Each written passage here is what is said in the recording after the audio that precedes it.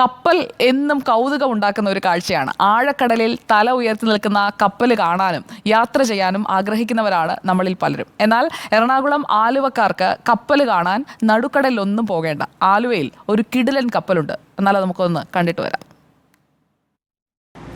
കപ്പലെത്തിയ വിവരം അറിഞ്ഞ് ഓടിയെത്തിയതാണ്. എന്നാൽ അടുത്തെത്തിയപ്പോഴാണ് മനസ്സിലായത് ഇത് കടലിലെ കപ്പലല്ല, കരയിലെ റോഡ് സൈഡിലെ കപ്പലാണ്. ആ കപ്പൽ നിങ്ങൾക്ക് ഒന്ന് കാണണ്ടേ?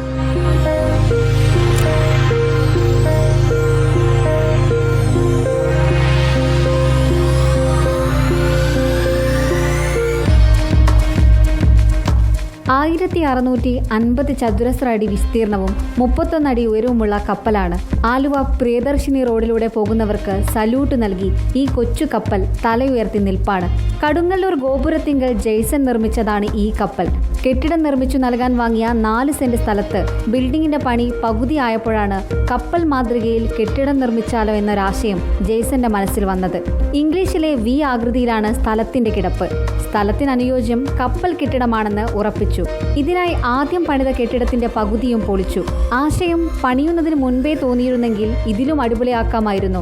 ആ ഒരു സങ്കടം മാത്രമേ ജെയ്സനുള്ളൂ. എൻ്റെ സണ്ണിലോൻ്റെ ബിൽഡിംഗ് ആണ് ഇത്. 2021 തുടങ്ങിയിട്ട് 2023 ആരംഭിക്കുന്നതിന് മുമ്പ് തന്നെ ഇത് പൂർത്തിയാക്കാൻ സാധിച്ചു. സംതിങ് സ്പെഷ്യലായിട്ട് ചെയ്യണമെന്ന് പുള്ളിക്ക് ഭയങ്കര ഒരു ആഗ്രഹമുണ്ട്. അപ്പം അതിൻ്റെ ഒരു അടിസ്ഥാനത്തിൽ ഉദ്യമത്തിൻ്റെതായിട്ടാണ് വെറൈറ്റി ആയിട്ട് ചെയ്തത്.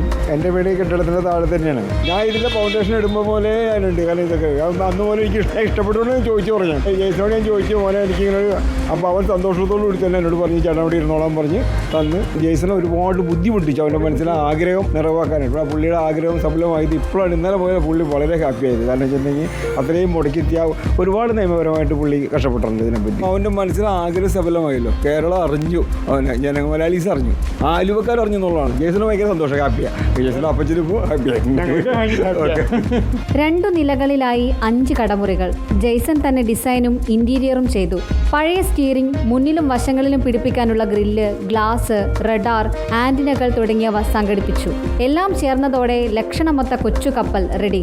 എല്ലാവരും ചെയ്യുന്ന മാതൃക പിന്തുടരാതെ പുതിയ പരീക്ഷണങ്ങളോടാണ് ജെയ്സന് പ്രിയം.